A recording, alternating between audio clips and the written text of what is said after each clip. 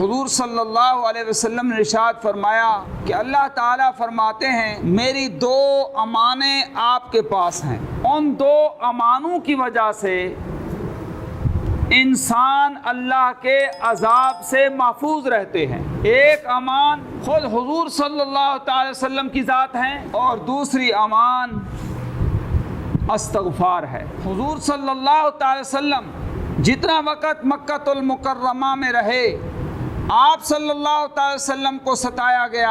اعلان نبوت کے بعد آپ کے ساتھ ہر ظلم، ہر ستم روا رکھا گیا، آپ کا سوشل بائیکاٹ کیا گیا، کاروباری بائیکاٹ کیا گیا۔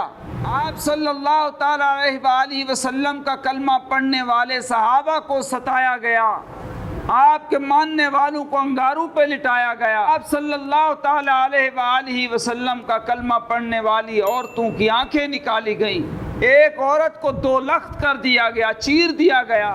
اس کے باوجود مکہ المکرمہ کے لوگ کسی بھی قسم کی آفت سے، مصیبت سے، تکلیف سے امان میں رہے، کیونکہ وہاں حضور صلی اللہ تعالی علیہ وآلہ وسلم کی ذات مبارکہ موجود تھی۔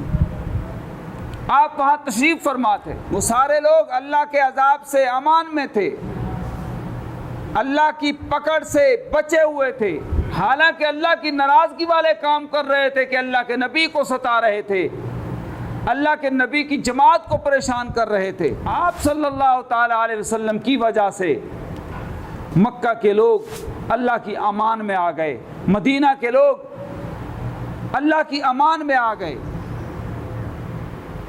اور دوسری چیز جو اللہ کے عذاب سے ہمیں بچانے والی ہے، حضور صلی اللہ علیہ وسلم پردہ فرما گئے۔ اب ہمیں جو چیز امان دیتی ہے وہ استغفار ہے۔ توبہ و استغفار ایسی دولت ہے جو اللہ کے عذاب سے ہمیں بچاتی ہے، اور اس وقت وہ زمانہ ہے کہ جس میں بہت زیادہ توبہ و استغفار کرنے کی ضرورت ہے۔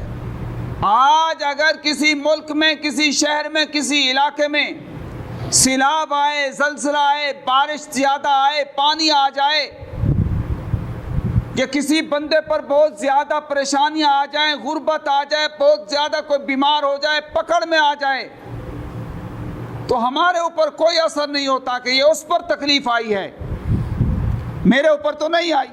حالانکہ حضور صلی اللہ تعالی وسلم نے فرمایا کہ میری امت ایک جسم کی مانند ہے، ایک انگلی پر تکلیف ہوگی تو سارے جسم کو تکلیف ہوگی۔ اگر حضور صلی اللہ تعالی وسلم کی امت کا ایک بھی فرد روئے زمین کی کسی خطہ پر کسی ظالم کے ظلم کا شکار ہے تو حضور صلی اللہ تعالی علیہ وآلہ وسلم کی ساری امت کو اس پر رنجیدہ ہونا چاہیے اور اس مظلوم کی داد رسی کے لیے کوشش کرنی چاہیے۔ یہ نہیں ہے کہ اس پر ہو رہا ہے ظلم، وہاں عذاب آیا ہے، وہاں سیلاب آیا ہے۔ آپ کو پتہ ہے جہاں کہیں سیلاب آتے ہیں تو وہاں جو جانور ہیں وہ بھی سیلاب کی زد میں آتے ہیں، جہاں عذاب آتے ہیں وہاں بھی بے زبان اور معصوم جانور عذاب کی زد میں آتے ہیں، زلزلے میں دب جاتے ہیں، پانی میں غرق ہو جاتے ہیں۔ حالانکہ جانوروں کا تو کوئی گناہ نہیں ہوتا، گناہ تو انسان کرتے ہیں، اور ہمارے گناہوں کی وجہ سے عذاب آتے ہیں۔ گناہوں کی کثرت ہے، عذاب بھی دڑا دڑ ہیں۔